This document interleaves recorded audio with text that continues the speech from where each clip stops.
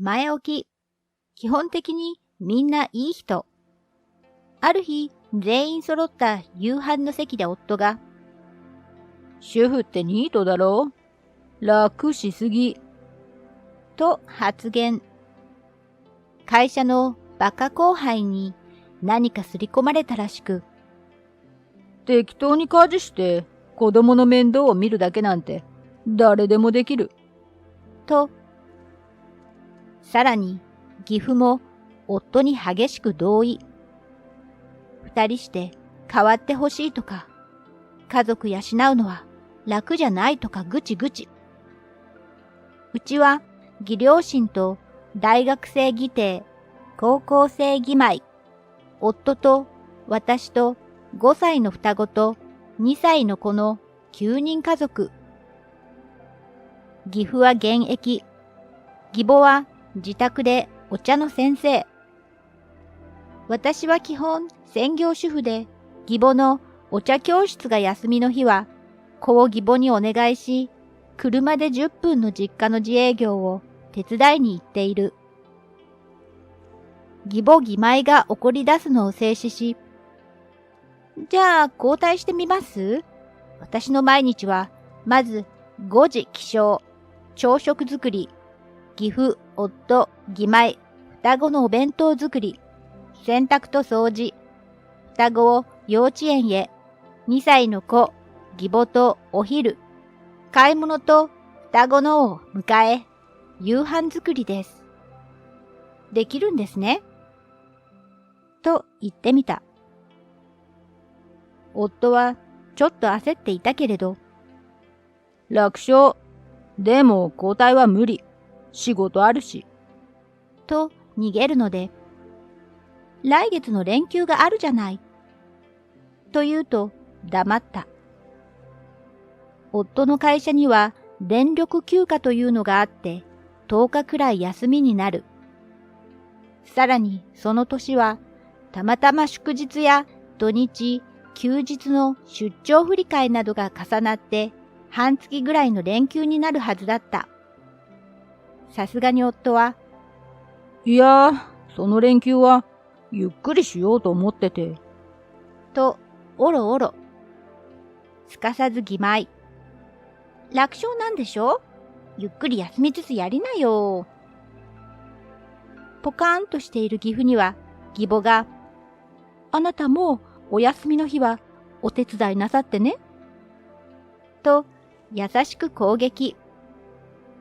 義弟も、ちゃんとやれよ。と、私たちの味方。二人とも後に引けず、顔が引きつっていた。夕食後、テーブルに家計簿を広げ、私がどのように家計を切り盛りしているか説明。連休は月始めからだったので、最初に一月分の生活費を渡すことになった。翌日、義父と夫を連れて家中を回り、掃除道具の場所などを説明し、メモを取らせた。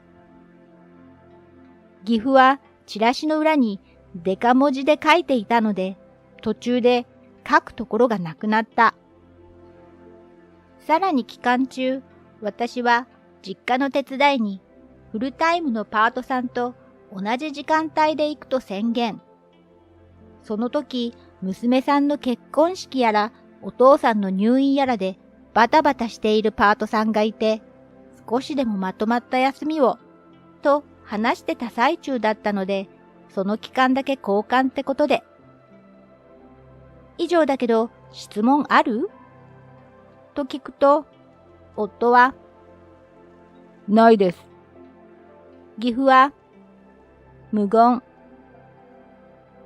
連休初日、6時に起きて台所に行くと、夫が朝ごはんを作っていた。料理はまあまあできる夫。うまそうだろ？と、ドヤ顔。お弁当はなぜか全員分。夫曰く、節約のために今日から全員お昼は弁当らしい。義弟もかと聞くと、あいつは気を使ってお前には言わないけど、コンビニ弁当ばっかりじゃ飽きるし、健康にも悪い。普通は気を使って作ってやるもの。主婦として当たり前。お前は冷たい。と、ぐちぐち。そこで、義弟くん、お昼は彼女がお弁当を作ってきてくれるから、コンビニ弁当なんて食べてないよ。学食もあるし。と、教えてあげた。呆然とする夫。さらに私。義弟くんのお弁当はいらないって説明したよね。義母さんも今日は着付けを頼まれているから、お昼は家で食べないよ。昨日言ってたじゃん。夫、フリーズ。さらに、朝ごはんに焼き鮭と目玉焼きで、お弁当にも焼き鮭と卵焼きね。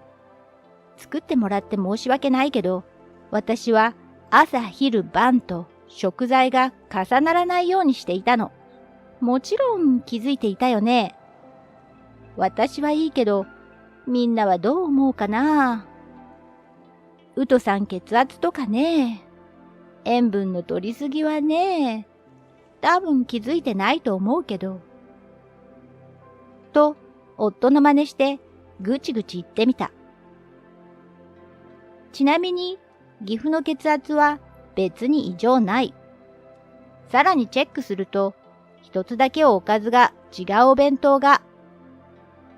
これは何かと聞くと、2歳の子は卵アレルギーだろって。もうね、呆れてしまった。私は、2歳の子は卵アレルギーかもって時期が一瞬あったけど、結局大丈夫だったってちゃんと話したよね。あなたにもちゃんと報告したよね。2歳の子は今のところアレルギーなし。自分の子供のことなのに何にも知らないんだね。夫、呆然。ちなみに2歳の子のお弁当には卵焼きの代わりにぶつ切りのちくわと皮を剥いたキウイが詰められていた。ちくわとキウイが密着していたので、キウイ味のちくわまずそうとも言ってみた。慌てて夫はアルミカップを探してた。朝食後、双子を幼稚園へ送り、掃除と洗濯をしたみたい。義弟曰く、義弟が家を出た10時くらいに洗濯物を干し始めていたが、忘れ物をして12時頃一度帰宅したら、まだ干し終わってなかったらしい。9人分の大量の洗濯物が干しきれず苦戦していた模様。ハンガーの場所も教えたのに。夕飯は鶏の唐揚げとポテトサラダとお味噌汁。唐揚げは冷めていて中が生だった。ポテトサラダは火が通っていないじゃがいもがあってシャリシャリしていた。唐揚げはチンして火を通し、ポテトサラダは軽くマッシュして、硬いのは夫の皿に投入。みんな料理のことには触れずに会話した。夫は気まずそうな顔をしていた。翌日の朝も焼き鮭で、夜はコロッケだし、それもスーパーで買ったお惣菜。時間がなかったんだって。4日ほどして、夫に謝られた。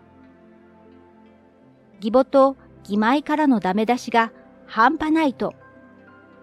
ダイエット中だから揚げ物は控えて。